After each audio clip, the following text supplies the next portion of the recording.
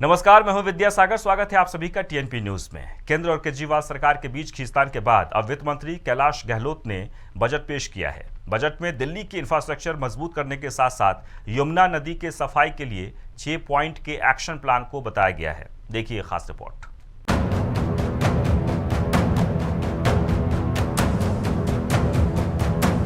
राष्ट्रीय राजधानी क्षेत्र दिल्ली के वित्त मंत्री कैलाश गहलोत ने आज बजट पेश किया।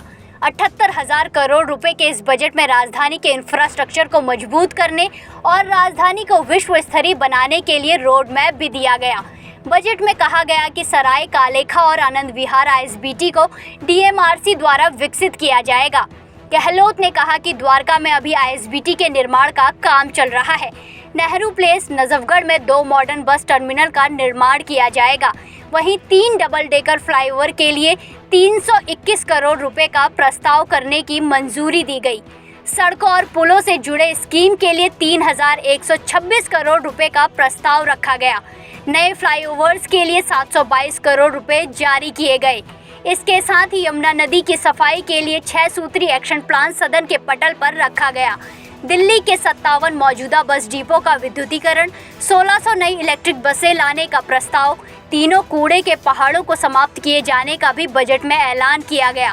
साथ ही मोहल्ला बस योजना की शुरुआत करने की बात की गई। इसके तहत 9 मीटर लंबी इलेक्ट्रिक बसें चलाई जाएंगी। कैलाश गहलोत ने कहा, दिल्ली सरकार 850 करोड़ रुपए लोन के रूप में स्थानीय निकाय यानी एमसीडी को देगी। कैलाश गहलोत ने कहा, ये बजट सिर्फ घोषणाओं के लिए नहीं है, ये बजट लोगों की आशा के लिए नई किरण है। उन्होंने कहा कि अब आम आदमी को काम करने के लिए सरकारी दफ्तरों के चक्कर नहीं लगाने पड़ते। सभी की जरूरतों को पूरा करने के लिए सरकार उनके दरवाजों पर पहुंचती है। केवल संख्या और घोषणाओं का दस्तावेज नहीं है, बल्कि यह प्रत्येक आम आदमी की आशाओं और अपेक्षाओं की अभिव्यक्ति है। यह बजट दिल्ली के प्रत्येक व्यक्ति के जीवन में आनंद की अभिवृद्धि और लोक कल्याण की पवित्र और सच्ची भावना के साथ तैयार किया गया है।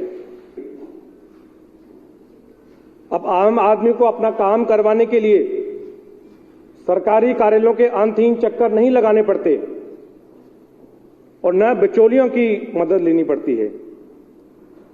नागरिकों की सभी जरूरतों को समय पर और कुशलता से पूरा करने के लिए सरकार खुद उनके दरवाजे पर पहुंचती है। पूर्व वित्त मंत्री मनीष सिसोदिया को याद करते हुए कैलाश गहलोत ने कहा कि मनीष सिसोदिया मेरे बड़े भाई हैं। जब श्री राम वनवास गए थे और भरत ने राज सिंहासन खड़ाऊ रखकर काम किया, वैसे ही काम करूंगा। उन्होंने कहा कि अगला बजट मनीष सिसोदिया पेश करेंगे। श्री राम वनवास गए थे और भरत ने उनके खड़ाऊ को राज सिंहासन पर रख के उन्होंने काम किया। उसी प्रकार से, उसी भावना के साथ मैं ये काम कर रहा हूं, ये बजट पेश कर रहा हूं। मुझे पूरी उम्मीद है, मुझे पूरा यकीन है कि जिस प्रकार से मनीष जी ने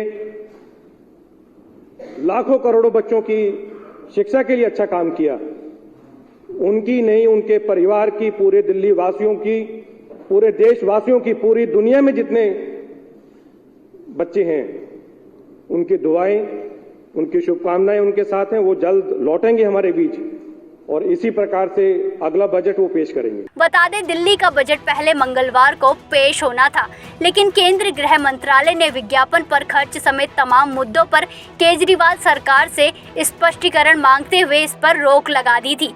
सरकार के स्पष्टीकरण के बाद गृह मंत्रालय ने इस पर मंजूरी दे दी थी।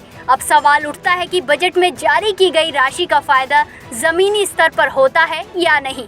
Bureau report, TNP news.